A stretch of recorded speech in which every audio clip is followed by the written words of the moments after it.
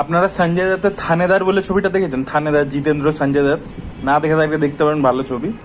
তো ওই ছবিটাতে যে ভিলেনের ক্যারেক্টারটা ছিল, এই ছবির থানেদার যদি আপনারা নাও দেখে থাকেন, এই ছবিটা আপনাদেরকে মনে করিয়ে দিচ্ছে যে তাম্মা তাম্মা লোগে ওই গানটা ছিল, ওটার মধ্যে মাধুরী দীক্ষিত আর সঞ্জয় দত্ত ছিল। যাই হোক, তোর যে ভিলেনটা, ওই ভিলেনটা দেখাচ্ছে যে শরীরে রক্তের মধ্যে বিষ আছে, ঠিক আছে? মানে ও ধরুন বল্লমের গায়ে এরকম নিজের রক্ত লাগিয়ে দিল হাত ফাত কেটে, সেই বল্লমটা বিষাক্ত হয়ে যাবে। মানে ও এত সাপের ছবল ফবল খেয়েছে যে ওর পুরো শরীরটাই বিষ হয়ে গেছে।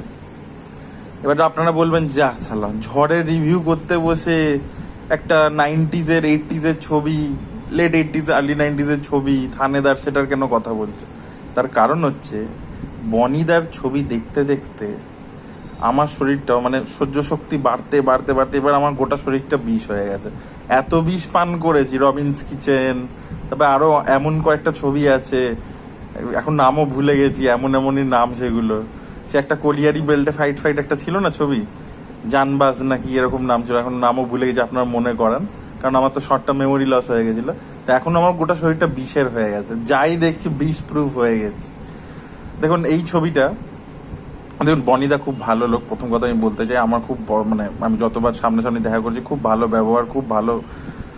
কিন্তু ভাই স্ক্রিপ্ট সিলেকশন কি, মানে এত ভালো লোক যে কাউকে না বলতে পারে না। বনিদার পিঙ্ক ছবিটা দেখা উচিত, বিকজ নো মিনস নো, একটা না বলতে জানতে হয়। টাকা দিলে বনিদা যে কোনো ছবি করে দেয়, স্ক্রিপ্টও পড়ে না, এটা ঠিক নয়, তাই না? আর দেখো সৌরভ দাসের কষ্টটা আমরা বুঝতে পারছি, খালি লোকে বনিদাকে গালাগালি দিলে তো হবে না, সৌরভ দাসকেও দাও, কিন্তু সৌরভ দাসের আপনারা কষ্টটা বুঝুন। বেঙ্গল ফাইলসে সে হিরো, এবার ওই ছবি বলিউডের একটা ছবিতে হিরো হয়েও ওকে সিকিউরিটি নিয়ে ঘুরতে হচ্ছে, বা সিকিউরিটির পয়সা দেওয়ার জন্য ঝড়ের মতো ছবি করতে হচ্ছে। তো প্রত্যেকেরই কিছু না কিছু কষ্ট রয়েছে, তাই জন্য লোকে করছে এরকম ছবি। তো ঝড় ছবিটাকে যারা খারাপ বলছে, তারা অ্যাকচুয়ালি মানে বুঝতে পারিনি ছবিটা। তার কারণ হচ্ছে আমরা মানুষরা যখন থাকি, আমরা যে 3D মানে 3টে ডাইমেনশনের মধ্যে বাস করি, এর উপরে কিছু ডাইমেনশন আছে, 5th ডাইমেনশন, 4th ডাইমেনশন, যেগুলো আপনারা ইন্টারস্টেলার ছবিতে দেখেছিলেন। ঝড় হচ্ছে ওই ডাইমেনশনের ছবি। ঝড় বোঝার জন্য আপনাকে মানে এরকম এক্সট্রা টেরিস্ট্রিয়াল কোনো মানে এলিয়ান হতে হবে, যারা ওই 4th ডাইমেনশনটাকে ক্র্যাক করে নিয়েছে, যেটা আর কি ওই টেসের একটা থ্রু দিয়ে দেখাচ্ছিল এতে ইন্টারস্টেলারে। তাহলে আপনি বুঝতে পারবেন। এবার আমি বুঝতে পেরেছি, ওই যে বললাম বিষ বিষ শরীরে ঢুকে গেছে, পুরো বিষে বিষে বিষক্ষয়, তাই জন্য আমি বুঝতে পেরেছি। সিনেমাটার মধ্যে দেখুন কিছু বলার নেই, মানে এই ছবিটাকে ডিসক্রাইব করার একটাই টেকনিক। আমি নিজেকে জীবন দিয়ে এক্সাম্পল দিচ্ছি, তাহলে আপনাদের যারা ইঞ্জিনিয়ার্স আছে তাদের বুঝতে সুবিধা হবে। আমরা যখন সেমিস্টারে পরীক্ষা দিতাম WBUT-তে, তো অনেক সময় কি হতো কি, 15 মার্কসের একটা সেকশন আসতো, সেকশন 3, সেকশন B-তে থাকতো 5 মার্কসের 3টে কোয়েশ্চেন, 15 মার্কসের 3টে কোয়েশ্চেন থাকতো সেকশন C-তে। এবার অনেক সময় কি হতো যে ধরুন একটা কোনো টপিক ছেড়ে গেছি, পরীক্ষার আগের দিনকে অনেক চ্যাপ্টার শেষ করতাম তো আমরা, তো একটা ধরুন টপিক ছেড়ে গেছি, এটা দেখলাম ওখান থেকেই হয়েছে। তো এবার আমরা হল কালেকশন করার চেষ্টা করতাম। এবার তখন আমরা দেখে নিতাম যে একটা মানে লাইন ধরুন পেয়ে গেছি, কারণ একটা 15 মার্কসের আনসার, সেটার মধ্যে 3টে সাব ডিভিশন আছে, কে অতটা ন্যারেট করে বলবে আপনাকে? তো কেউ ধরুন 2-1টা পয়েন্টার্স বলে দিল বা কিছু বলে দিল, এবার ওই 2-3টে পয়েন্টার্স আপনি পেয়ে গেছেন যে মোটামুটি এই লাইনসে কিছু হবে। এবার আমরা বাড়ানো শুরু করতাম, গল্প লেখা শুরু করতাম, বিকজ WBT-তে তখন আনসার কত বড় লিখেছেন সেটার উপর মার্কস দিত, তো সেটা লেখা শুরু করতাম আমরা। তো যা পাচ্ছে, যে যা পাচ্ছে গাল গল্প লিখে যাচ্ছে, খালি ওই একটা লাইনকে ধরে বানিয়ে যাচ্ছে, বাকিটা পুরোটাই ওটার উপর বাড়িয়ে যাচ্ছে। গল্প ওই এক লাইনেই কিন্তু শেষ হয়ে গেছে, অ্যাকচুয়াল আনসারটা ওই এক লাইনে, বাকিটা হচ্ছে বাড়িয়ে যাচ্ছে আর কি। তো এই ছবিটা এক্স্যাক্টলি ওটাই, যেটা গল্পটা ওই 1 লাইনার গল্প, মানে লগ লাইনটাই হচ্ছে পুরো স্ক্রিপ্টটা, ঠিক আছে? বাকি তারপরে আর কোনো স্ক্রিপ্ট নেই। এবার হচ্ছে ডিরেক্টর ওখানে অন সাইডে গিয়ে বাড়িয়ে যাচ্ছে বাড়িয়ে যাচ্ছে বাড়িয়ে যাচ্ছে, এবং একটা গোটা ছবি দাঁড়িয়ে গেছে, দ্যাটস ইট। মানে কি ছবিটা দেখলাম আমি বুঝতে পারলাম না।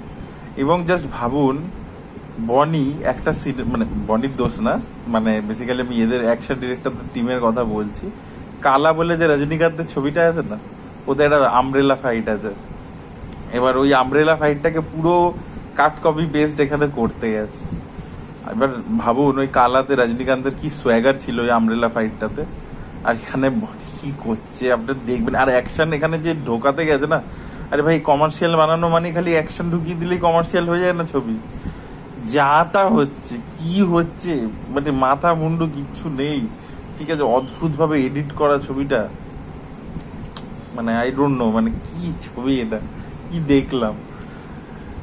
আর এটাই বলার, মানে আমি জানি না মানে কি বলবো।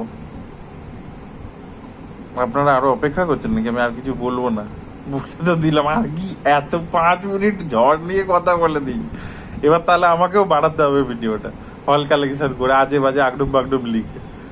এ তো ওয়ান লাইনার সিনেমা, তো ওয়ান লাইনারই রিভিউ হওয়া উচিত, 30 সেকেন্ডে শেষ হয়ে যাওয়া উচিত, রিলস হওয়া উচিত অ্যাকচুয়ালি। সেটা দেখুন আমি 5.5 মিনিট লিখেছি, তাহলে আমি 5-এ কত পাবো? অ্যাটলিস্ট 3 বা 4 তো আমি পাওয়া উচিত, এটাই বলবো। আজকে আপনারা আমাকে রেটিং দিন, অন্য লোকে বলে রিভিউ, তুমি রেটিং দাও যে ছবিটা কিরকম হয়েছে। আজকে আপনারা এই রিভিউটাকে রেটিং দিন যে আমি কিরকম একটা 1 লাইনার সিনেমার 5 মিনিট 46 সেকেন্ড অব্দি রিভিউ করেছি। এখন বেড়ে গেছে, 5 মিনিট 50 সেকেন্ড হয়ে গেছে, দেখুন 6 মিনিট করে দেবো ঠিক।